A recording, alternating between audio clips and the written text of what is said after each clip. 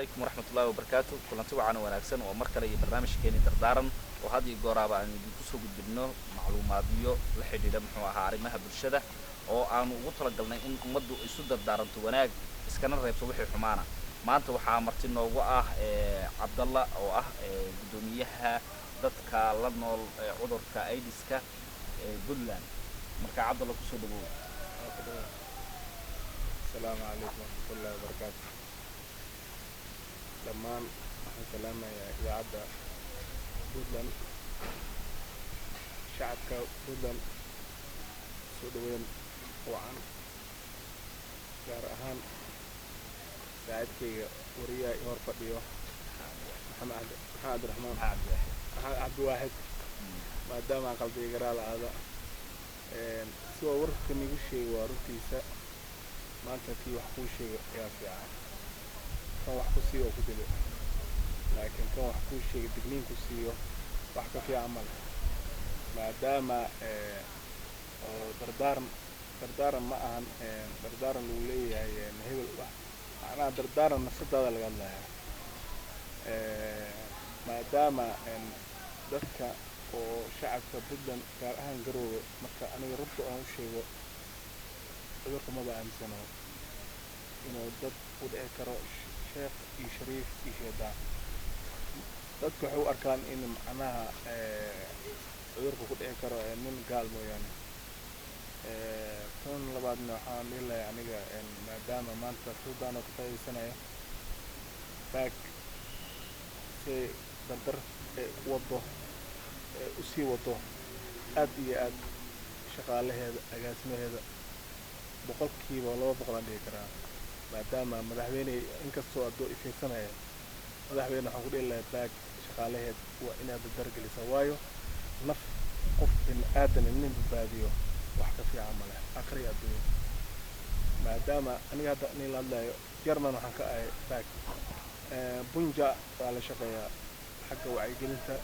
baag meel kasta oo qabat saraakiisha oo igeysaa dibadda way la igu dartaa دكتور دغوينه نقول لي هي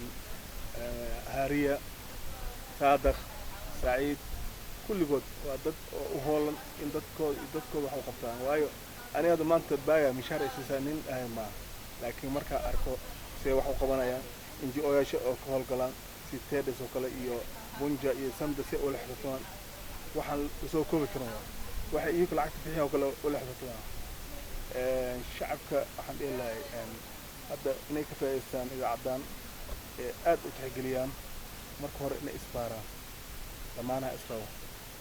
وح والضح كوريا حتى أنا وح أنين أجمل دام ميال أنت كتبو ميال كلا أنت نين أوان كرمله ميال دام تند يا باي وران عافاك يا كرم ما شاء الله أي كرم كايل اسمك أحسن بس أما ميال كلا أنت كذا الليل الحمد لله دتك حنوك النول أرد السوق جينا dadka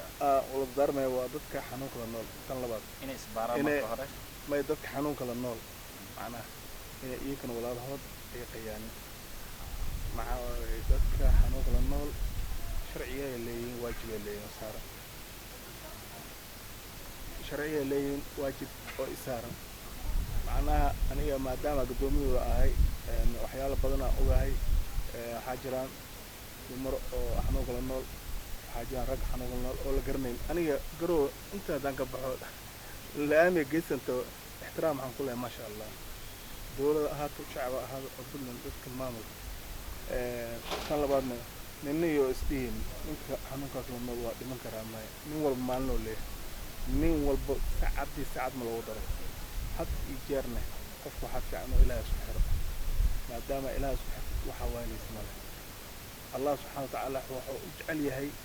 قفة بالآدنك ومسلمك وبشرك إنه إله ونغض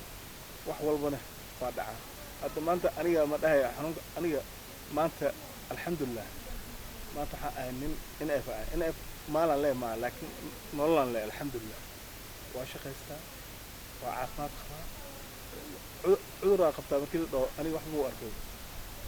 أد أسبر حنك بقى بأنا إسكوايا intaas waa hadlaa intaas waa dhalaan istaagnaa intaas idaacadaan ka hadlaa intaas mashaariic badanaan ka hadalnaa laakiin waxaan dhihi lahay dadka dhibka hay waxaa waaye hooye la-aan haysada in badanna waa ka hadalnay in badanna waa u sheegnay dowladdii puntland dadka waa yaryihiin dadka xanuunka la nool leh boqolkiiba 99 waa dadka u dhashtay puntland boqolkiiba 98 waa puntland laba keliya etoobiya ee bas oo nagu nool oo waddankeena degan oo la xushmeeyo dadka guryaha laga saaraa dadka haddii shaqa ma la siiyo hadday meel ganacsi furtaan oo la ogaado nin wax gadanaya ma leh dadkii aqoontii ku yar maadaama dadkii ilmahooda iskoolada laga soo burinayo waxyaalo badan aan la kulmaa jirta aniga waxyaalo badan dad waxaa jirtaa daawada diideen oo ka tageen dad waxaa jiraan hataa gurigooda ka orday ma fahanteen marka anigoo ka faa'iidaysanaya idaacaddan puntland waxaan dhihi lahay dhammaan